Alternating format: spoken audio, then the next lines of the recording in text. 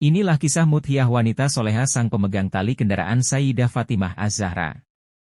Suatu hari, Baginda Rasulullah Shallallahu Alaihi Wasallam berkata pada sang putri tercinta, Siti Fatimah Az-Zahra, "Wahai Fatimah, maukah ku beritahu siapa wanita yang akan memegang tali kendaraanmu nanti di akhirat?" "Siapa wahai ayahku?" tanya Sayyidah Fatimah penasaran. Rasulullah Shallallahu Alaihi Wasallam melanjutkan, "Namanya adalah Muthiah, wanita yang taat. Cobalah engkau pergi menemuinya, rumahnya ada di ujung sana, engkau cari tahu apa amal yang ia lakukan hingga nanti dia bakal masuk surga sambil memegang tali kendaraanmu." Siti Fatimah bergegas pergi seraya mengandeng Hasan yang masih kecil. Masih terngiang di telinganya akan ucapan sang ayah tentang sosok wanita muslimah berakhlak mulia tersebut, seperti apa gerangan keteladanannya hingga dia mempunyai kedudukan tinggi, begitu kecambuk hati Sayyidah Fatimah saat itu. Sesampai di depan rumah yang dimaksud, Sayyidah Fatimah mengetuk pintu seraya mengucapkan salam. Usai sang tuan rumah menjawab salam, ia bertanya, "Siapa di luar?"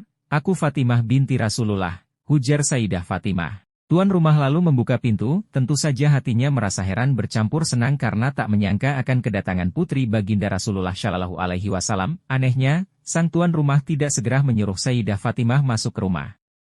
Kemudian Muthiah berkata, "Aku senang sekali menyambut kedatanganmu wahai Fatimah, namun, maafkanlah aku karena aku tidak bisa menerima tamu saat ini, suamiku mengamanatkan padaku untuk tidak menerima tamu laki-laki di rumahku." Sayyidah Fatimah tersenyum seraya berkata, "Wahai Muthiah, ini Hasan anakku dan dia masih kecil. Sekali lagi maafkanlah aku wahai Fatimah, meskipun ia kecil, tetapi ia laki-laki, aku tidak dapat melanggar amanat suamiku," terang Muthiah. Mendengar jawaban Muthiah seperti itu, Sayyidah Fatimah mulai merasakan kemuliaan akhlaknya, namun, ia ingin lebih jauh mengenal keutamaan akhlak wanita yang berada di depannya ini. Akhirnya, ia pamit sejenak untuk mengantar sang anak pulang. Tak lama kemudian, Sayyidah Fatimah kembali ke rumah Muthiah seorang diri dan disambut oleh sang tuan rumah. "Ada apa gerangan hingga engkau datang kemari, wahai Fatimah?" tanya Muthiah berbinar-binar campur penasaran. Sayyidah Fatimah menjelaskan bahwa kedatangannya adalah karena perintah Baginda Rasul Shallallahu Alaihi Wasallam untuk meneladani akhlak Muthiah. Tentu saja, hati Muthiah segera diluapi kegembiraan karena pujian dari Rasulullah Shallallahu Alaihi Wasallam. "Apakah engkau tengah bercanda, Fatimah? Keutamaan seperti apa yang kumiliki?" "Aku hanyalah perempuan biasa," ujar Muthiah merendah dan ingin memastikan kebenaran berita dari Baginda Rasul Shallallahu Alaihi Wasallam. Di rumah Muthiah, pandangan Sayyidah Fatimah menyapu ruangan sederhana itu, terlihat olehnya sebuah handuk, gunting dan cambuk. "Untuk apa benda-benda itu, wahai Muthiah?" tanya Sayyidah Fatimah.